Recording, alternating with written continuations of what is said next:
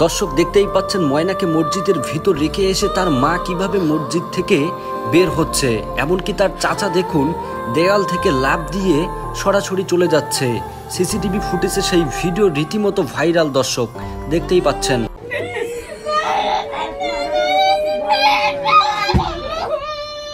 ময়না হত্যা মামলায় ইমাম ও মুয়াজ্জিনের রিমান্ডে বেরিয়ে এলো এক ভয়ানক তথ্য। আসসালামু আলাইকুম।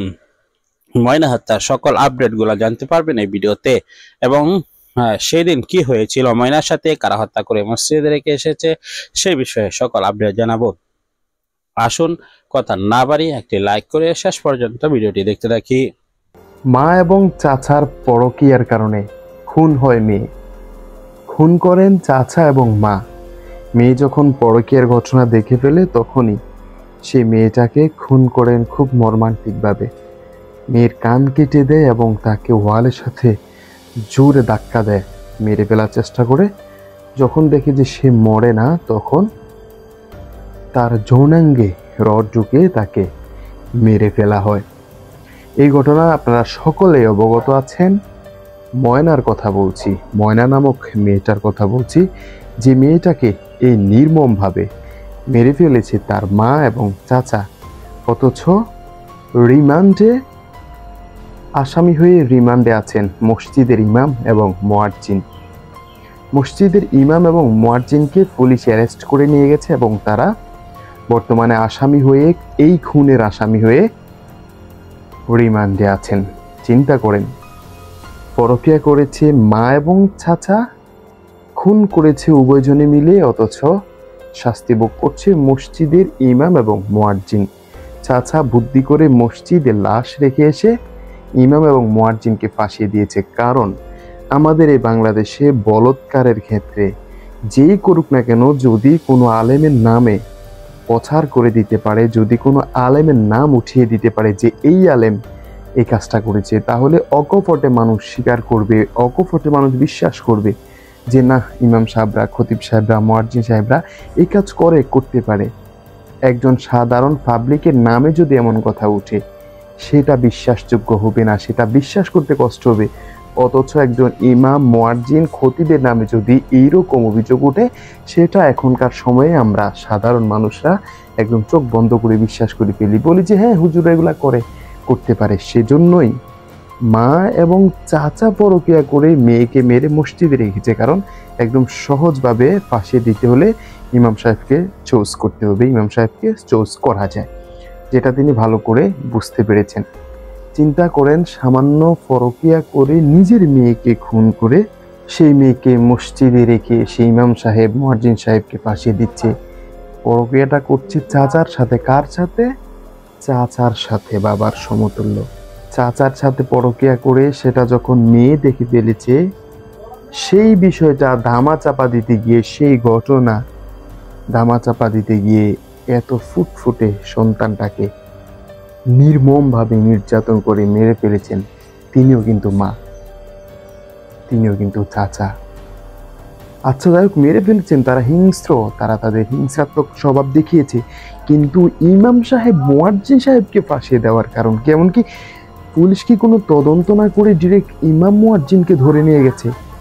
ইমাম মুয়াজ্জিনকে নিয়ে এখন শেষ পর্যন্ত তাদেরকে রিমান্ডে দেওয়া হয়েছে। অথচ খুনিরা বুক ফুলিয়ে ঘুরছে।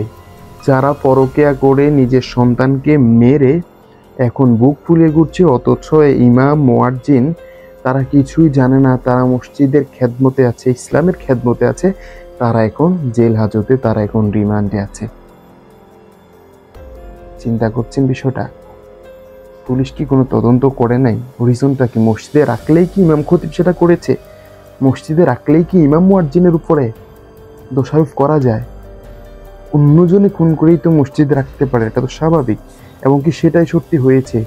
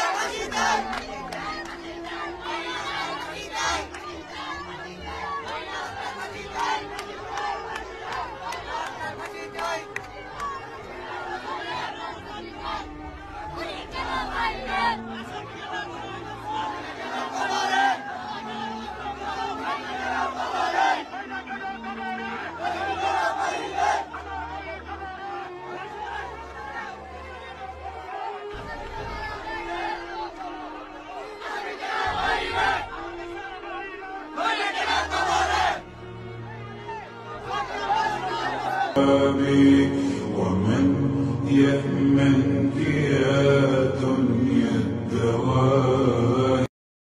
প্রিয় দর্শক, ময়নার বাবার বিষয়টি যখন সামনে আসছে তখন আমরা একে একে বলতে চাই। ময়নার বাবা কিন্তু গণমাধ্যমে স্পষ্ট বক্তব্য দিয়েছিল যে তার মেয়ে বারবার ফোন দিচ্ছিল। তার মেয়ে যখন বারবার ফোন দিচ্ছিল কিছু বলছে না, হয়তো তার মেয়ে বারবার বলছে তুমি দেশে আসো তারপরে তোমার সাথে কথা বলবো।